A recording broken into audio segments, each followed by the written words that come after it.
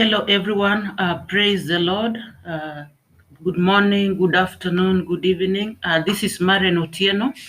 I just feel in my heart that we're living in times where many people are facing a lot of challenges, a lot of stressing situations, and many people are also losing their faith because they are realizing or they're living, the pressures are becoming too much for them to endure.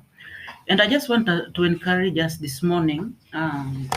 It's my morning here. So I just want to encourage us with a verse from the book of Isaiah 59, verse 19. The Bible says that so shall they fear the name of the Lord from the west, and his glory from the rising of the sun. When the enemy shall come in like a flood, the spirit of the Lord shall raise a standard against him. That verse gives us an assurance that when the enemy shall come in, it is an assurance, it is a reality that the enemy shall surely come, regardless of how spiritual you are, regardless of how powerful you may seem to be, regardless of how secure you may think you are, the enemy will ultimately come. But the verse also assures us that when the enemy comes in, just put a comma there, like a flood, the Spirit of the Lord shall raise a standard against him. Meaning that the Spirit will rise above the situation like a flood rises above a thing, above something. The Spirit will rise and lift you high above that situation. And so maybe you're going through a challenging situation. Maybe you're feeling distressed. Maybe you have not paid your rent. You have not paid fees. You have not paid all those debts that are, you are getting calls from all over. And you feel like you are sinking. You feel like you don't have an anchor. The Bible gives an assurance that the name of the Lord is a strong tower. The righteous run to it and are safe. Maybe this is the time to forget about all those religious, gymnastics and just seek God.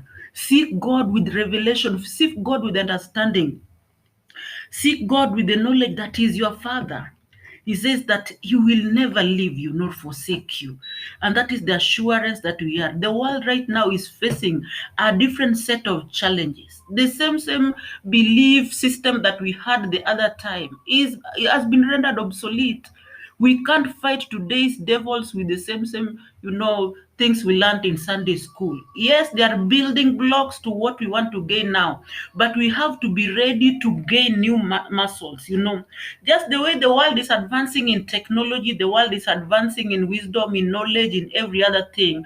As a believer, you also need to know Christ more. As a believer, you need to know this God whom you call God. Who is God? Is it just a personality that is seated on a high throne somewhere? Just judging people, just executing people, just always looking for you to do good. It is high time we also look at our perception. How do we perceive God? And is it really working for me? Because at times maybe our belief about God is not right. So there are a lot of things that we really need to harness, and also to be a people that know that God is with me. Regardless of what you are going through, God can never leave you. You might have sinned, you might have done evil things before Him.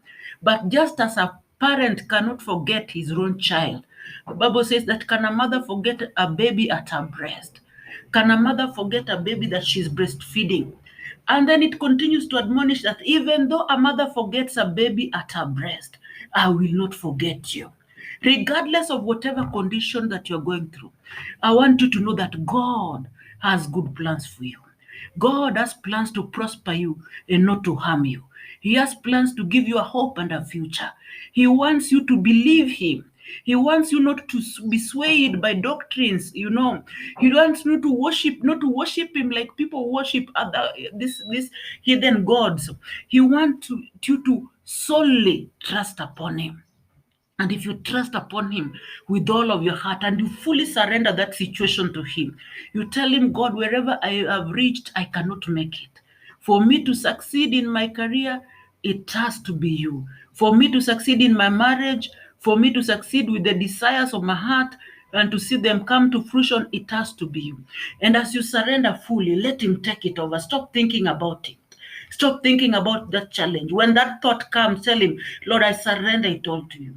Lord, I give it up to you. Whether it is a brokenness in your career, in your marriage, surrender it to God. Tell him, God, take it over, Lord.